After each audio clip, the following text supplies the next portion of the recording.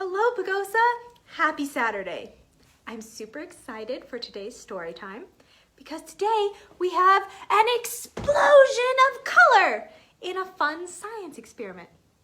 Not only are explosions of color always fun, but they also kind of remind me of fireworks, like the ones we might see pretty soon. To do this experiment, you need a few things. You need milk, not a lot, just a little. So that's why I'm using this 1 carton of milk today. Dish soap, food coloring, cotton swabs or toothpicks, or even just a finger. And a container with edges, a larger container. And then maybe something that you can put a little bit of dish soap in. This container does not have to be big. It's only going to hold a few drops of dish soap, and then you're ready to go. Or you can also use water, pepper in place of food coloring, and dish soap. So are you ready? Let's begin. First, you take your milk and you pour your milk into your larger container. You don't need a lot, just enough that it covers the bottom. Once you have that, then you pick your food coloring and you put a few dots of food coloring around on the container, wherever you want them. Maybe you pick a few different colors.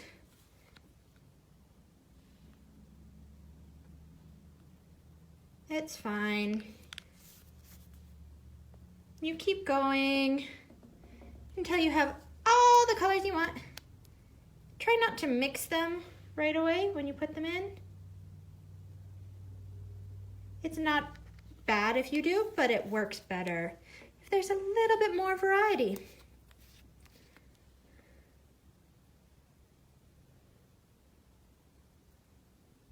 So you'll notice that the food coloring pretty much stays where I dropped it. You can tell exactly where it is.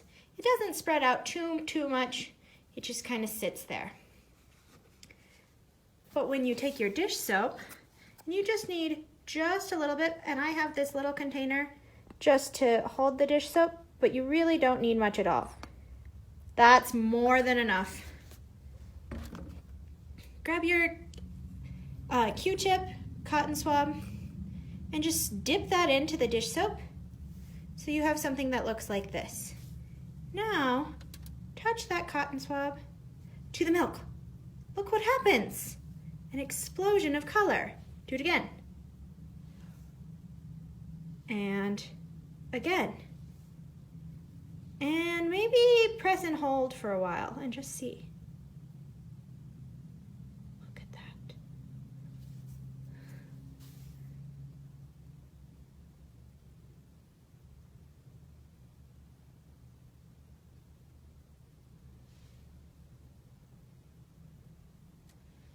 You'll notice I haven't re-dipped my cotton swab in any more dish soap. It keeps working pretty well. I can even swirl them and move them.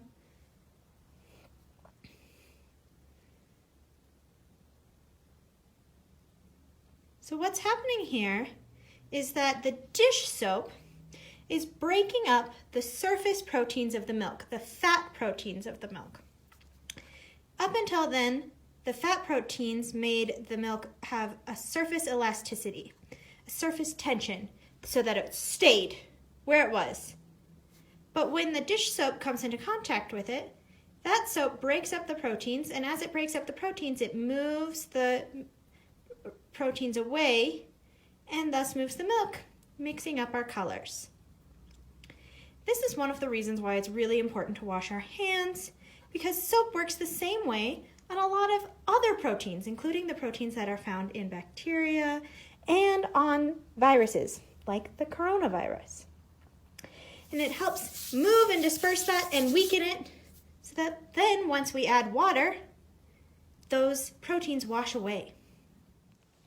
So not only is that science experiment super fun and colorful, it also is really interesting to see because it's showing how soap interrupts the proteins in a fatty surface and destroys them and starts distributing them.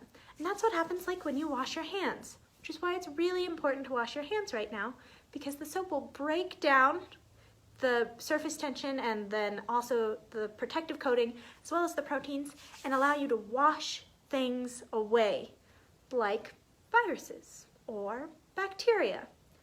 And it's really interesting to think that all it takes is something that we think of as so simple. Have a great Saturday, Pagosa, and I hope to see you next week.